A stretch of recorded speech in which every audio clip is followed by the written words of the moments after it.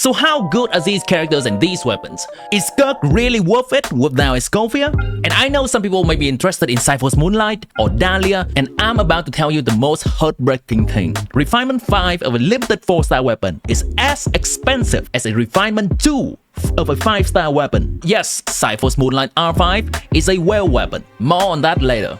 So Skirk. Skirk is a good character if you have Escovia. Skirk without Escovia is doing 69% of Skirk with Escovia. This is screaming without Escovia, she is doing 30% less of her full potential. This is worse than Mahuika without Sidlale. This is worse than Mahuika without Bennett. Is this something that you are interested in? That you are gonna have to think for yourself. Me, I'm getting Skirk without Escovia on my main account. I accept these numbers, but maybe not everyone will. Let's bring up some things that people that has been watching my stream for quite some time will know that I do. Not something that I publish, but it is something that I keep track in the background to see which characters are worth and what their power level are. Keep in mind that this is my kind of ranking system. I rank support and on-field character separately, and the ranking goes from good to decent to bad, with a good minus meaning situationally good, in between good and decent, and with a decent minus between decent and bad, as in situationally decent, and occasionally I will give a character an awesome rating.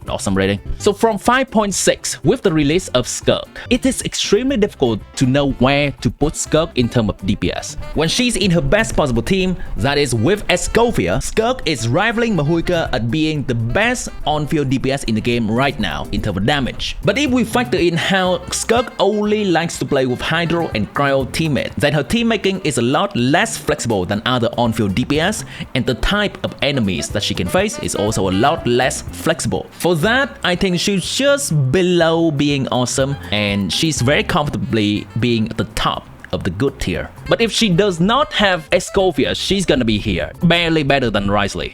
That makes it so hard to find a place to put Skirk. I guess she's a good minus character, a character that requires very specific costly team to become good. People that looks at this kind of tier list out of context will absolutely be mouthing, but I think with my kind of definition, I have to put Skirk over here. She's above the rest when it comes to good minus tier, but she's here. I would like to remind everyone that any character among the awesome, good, and good minus are very good characters to have, and we're just looking at the top of the meta. So you don't always have to get your gaze fixated on the characters on the awesome. I have done a few of these in the past where there was a release of some Escovia and some Ian San or something, and I knocked Silulan down from here to here, and a lot of people were being panicked, like asking, should I still pull for Silulan? She's still a good character. It's just that the awesome characters are truly awesome. There's a chance that Escovia is gonna come back in the future, but I don't see it coming back within like 5.8 or 6.0, maybe at the earliest 6.1. If you pull Skirk, are you okay with her being slightly handicapped until you can get Escovia? So overall value, all of that is to say,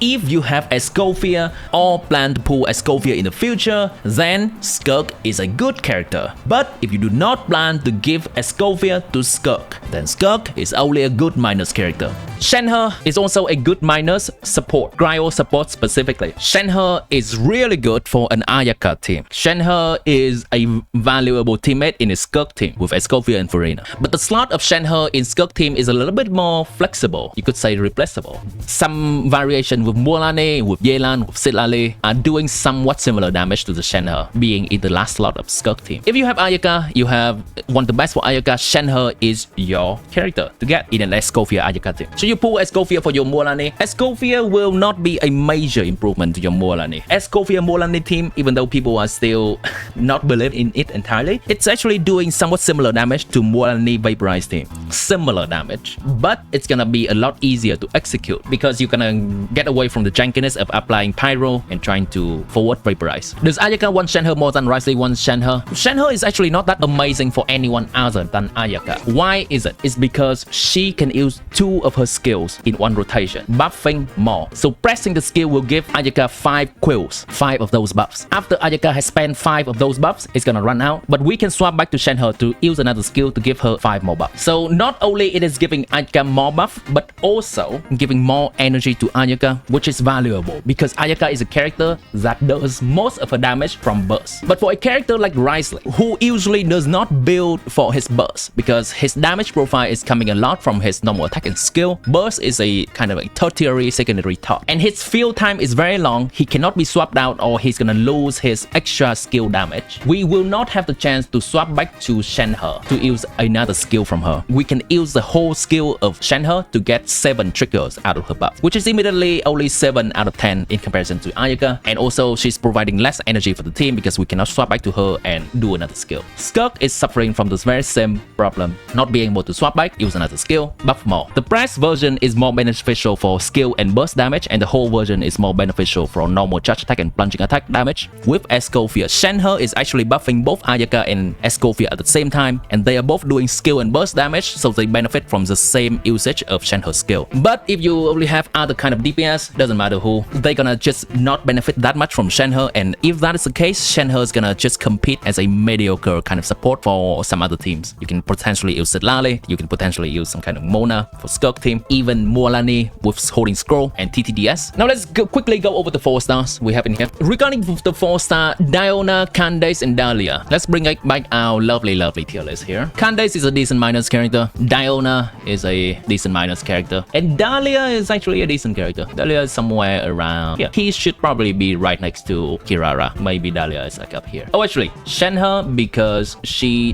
does have a good team now, she becomes situationally good with Ayaka, so she's up here. Candace is a character that provides next to 0 damage on her own. She does provide a buff, 20% damage bonus to normal attack, and an extra, usually close to 15% more damage bonus to normal attack, so 35% normal attack damage. And she's gonna be situationally good for Mualani, for Alekino, and also for SKIRK, because SKIRK does a lot of normal attack damage, but that is everything she provides. She doesn't provide any damage at all, and she doesn't provide any defensive utility. Diona is a character that only provides defensive utility, and that's it. At her C6, she can provide some elemental mastery, and that does have some niche use case. Dahlia is a character that I think it's comparable to Kirara. They both provide a shield, they both work in their respective niche. This is in an aggravate and spread team. Dahlia can work in a Escoffier team, and they both provide an extra something. Kirara provides off-field Dendro application at C4 and 12% damage bonus for the entire team at C6. Dahlia provides attack speed from C0 and a lot more attack speed from C6 tier. Dahlia's shield is actually pretty good as well, somewhat close to Lanyan good. The last thing I'm gonna say for these characters, Candace, Diona, and Dahlia, is how useful are they with SKIRK. If you do not have Escoffier, you can consider using Diona as just a healing option. But if that is the case, you would much rather using Charlotte or Mika,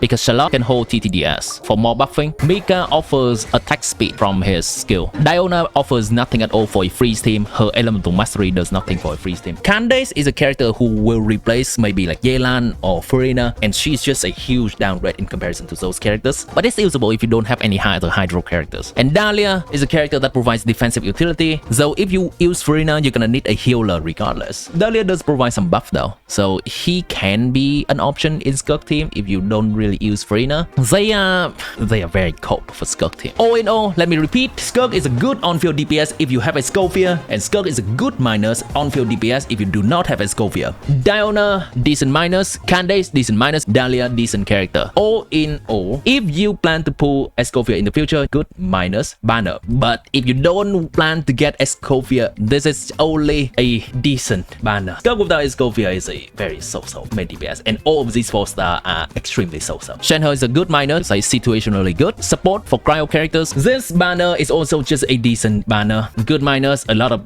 decent minus here. Average out to just a decent banner. This is the part where I like to do a disclaimer. This is all taking into the account of meta and combat only. Keep in mind that not all of us are just pulling only for combat. We're pulling for exploration. We're pulling for character design. We're pulling because we like their personality. We're pulling just because we want to collect them. So if you are a person that likes Skirk and want to pull for Skirk, if you're a person that likes SHENHE and want to pull for SHENHE, you've been waiting for a long while to get her, maybe you miss her from the last Liyue Chronicle banner, go ahead and pull them. Don't let me or any other people telling you otherwise. This is only if you're on the fence about whether you should pull them or not, and you care about their performance in combat, then hopefully these information can be of help. Skirk weapon. This sword right here, it looks pretty, right? It is pretty. For Skirk, it is obviously the best in slot weapon, increasing her damage by around 30% and increasing the team damage by around like 15% to like 18%. But do note that one, this is a crit rate weapon, so it may make building Mary Choice Hunter for her hard because Mary Choice Hunter gives 36 crit rate. Also, the passive is mostly only workable for Skirk when the character has 0 energy, attack increase and crit damage increase. No other character in the game can really do this. Best in slot for Skirk, but just a good minus stat stick for other characters. The SHENHE weapon gives attack percent substat, but it's actually surprisingly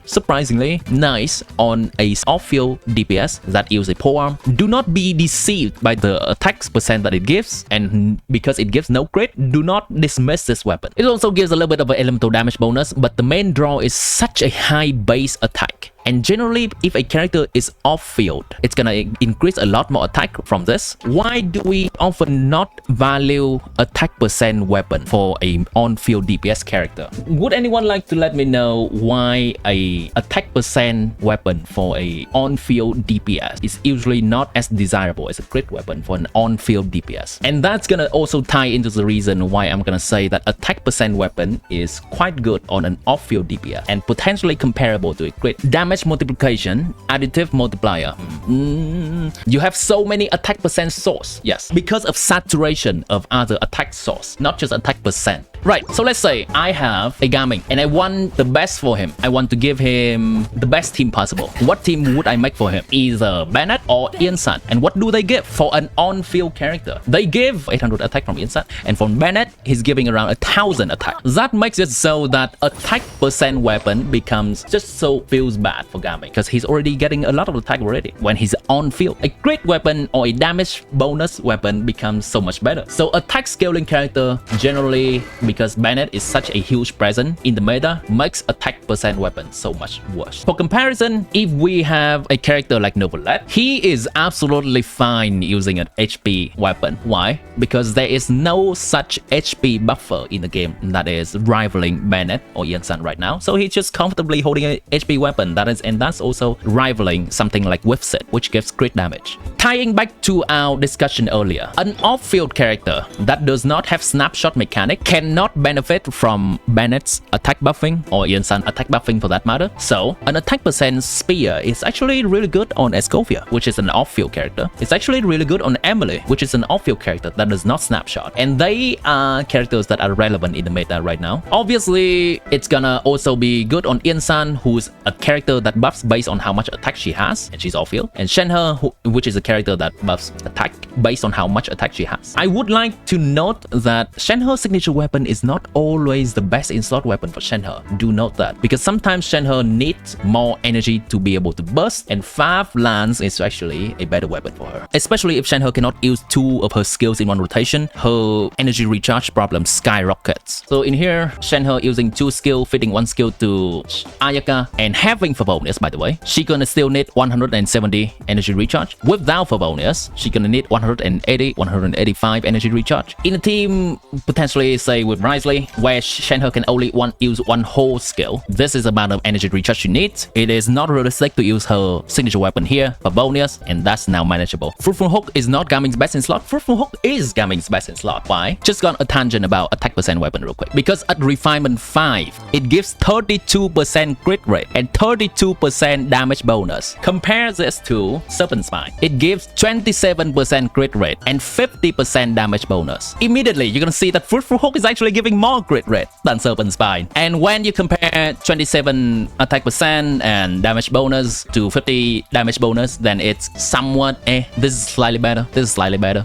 That's why Fruitful Hook is so good, because of Refinement 5. Spoiler alert, Fruitful Hook R5 is actually a whale weapon. Battle Pass R5 is yikes, yeah, it's also at least a dolphin weapon. Same goes, because we're gonna talk about the 4-star weapons right now. Cypher's Moonlight R5 is a whale weapon. I repeat, Cypher's Moonlight R5 R5 is a whale weapon. Don't bank on getting it. Wow, that has double meanings, huh? Don't break your bank getting it. Before we get to that, let's take a step back. Sacrificial bow is a decent weapon. Favonius bow is free and it's better. Favonius lance is a good weapon. Cypher's Moonlight is good for Kazuha and Shinobu. For any other character, it's just a decent weapon because they don't build enough elemental mastery to make good use of the passive. This catalyst, Wandering Even Star. This catalyst is good minus on Citlali and good minus on Nahida. What does Wandering Even Star even do? Good question. No one knows.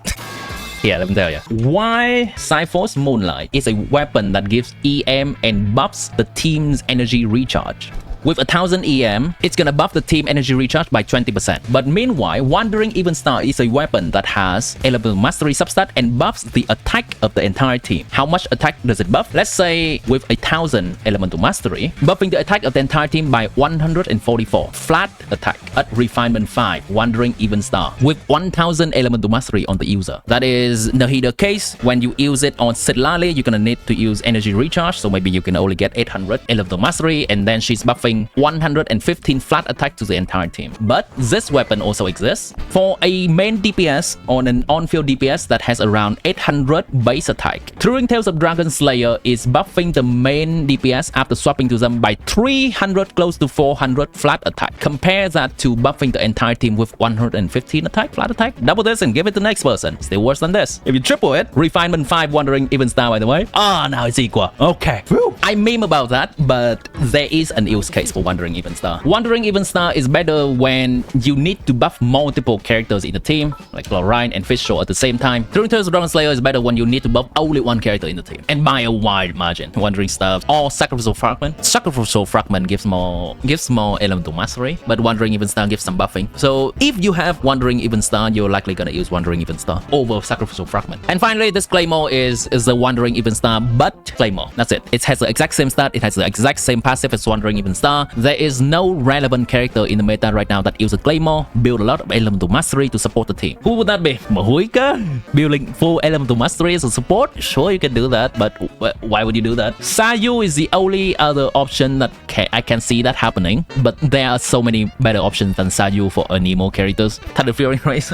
Sure. On-field support. Once again, Sack Bow is a decent bow. Cypher's Moonlight, the sword, it's just good minus at R1 and then become good at R5 for Kazuha and Shinobu. Lance is good all around. Wandering Even Star is a good minus weapon at R5 on Nahida and Citlali. Just decent if you're only at R1. And otherwise, if you're not using it on Nahida and Citlali, it's only decent minus. This Claymore is decent minus because there's no character that can really use it, unlike Wandering Even Star. So at first glance, these weapons looking shiny. People often overvalue the weapons that are rare. Value because of scarcity, whatever that is called in economics. I cannot remember the term exactly. But when you really think about it and when you look at the numbers, there are only 2 shining stars on this banner, that is Cypher's Moonlight and Favonius Lance in terms of 4-star. And this is a good point where I would bring up something I really want to discuss regarding how a Refinement 5 4-star limited weapon is actually a whale weapon. On average, for a 50% chance of getting a 4-star weapon on a banner like this at Refinement 5, you need close to 200 pulls. These numbers are taken from here. Specific 4-star weapon at Refinement 5, the 15% mark for Refinement 5 is 198, which is close to 200 pulls. Meanwhile, for a specific banner weapon 5-star, a 50% chance of getting that weapon is 79.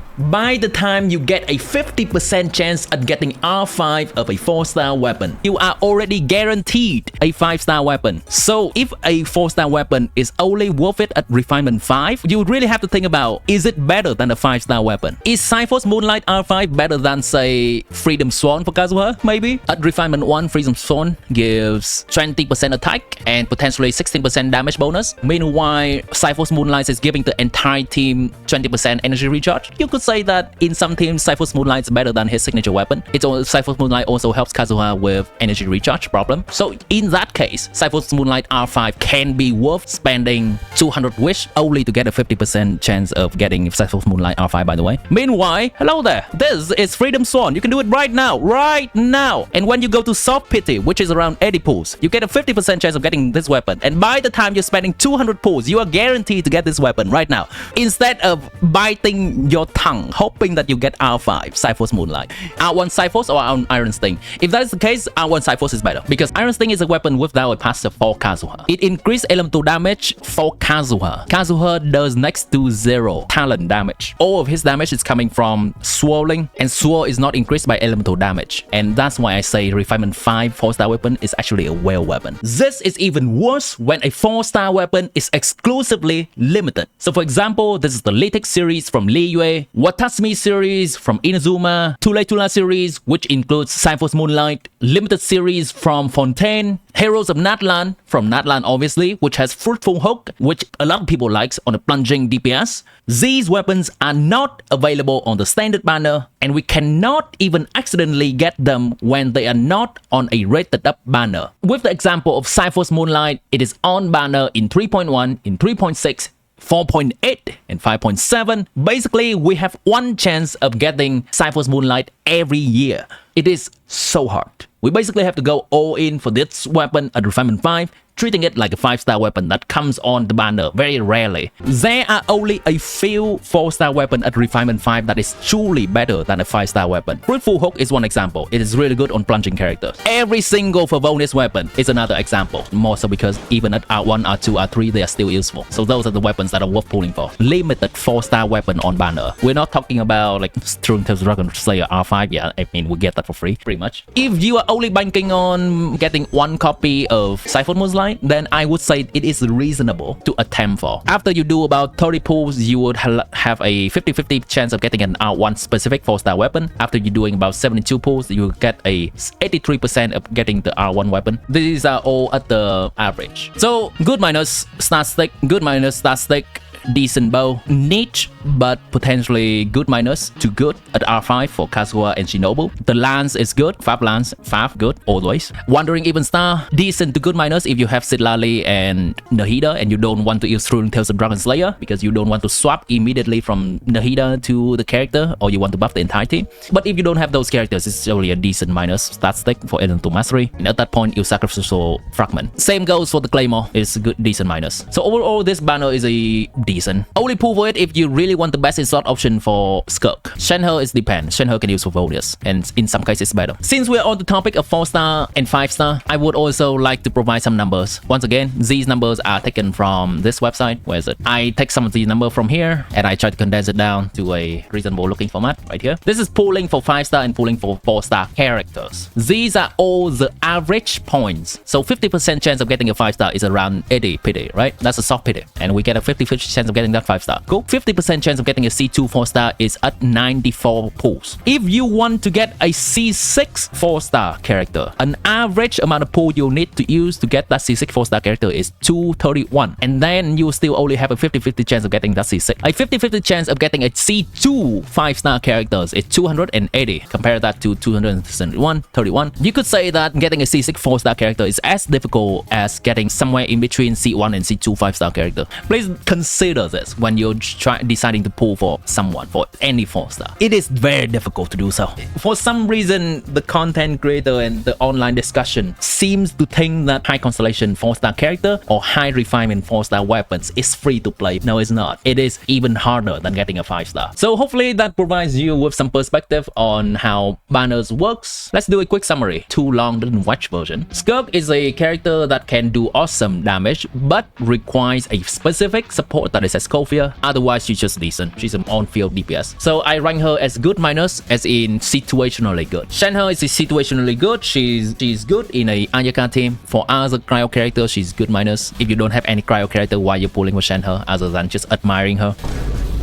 4-star, decent minus, decent minus, decent. So overall, this banner is decent. If you don't have Escofia and don't plan to pull by Escofia, this banner is good minus if you plan to have Escofia at some point. This banner is decent. This banner is also decent. Sword, good minus, well, for other characters, but it's best in slot for Skirk. So if you want to really improve the damage of Skirk, you can consider pulling this weapon on this banner. Hopefully, everyone gets the character they wish for. Yeah, stay informed and plan your pulls accordingly. Gacha games in general are banking on the fact that people are not informed enough and spending recklessly. But as long as you know what you're doing and you accept the risk when rolling, pulling, or summoning, whatever you want to use for a character, and put out a budget for it, then happy pulling. Regardless, when it comes to luck, I hope you get the characters you wish early or within the amount of which you're willing to do.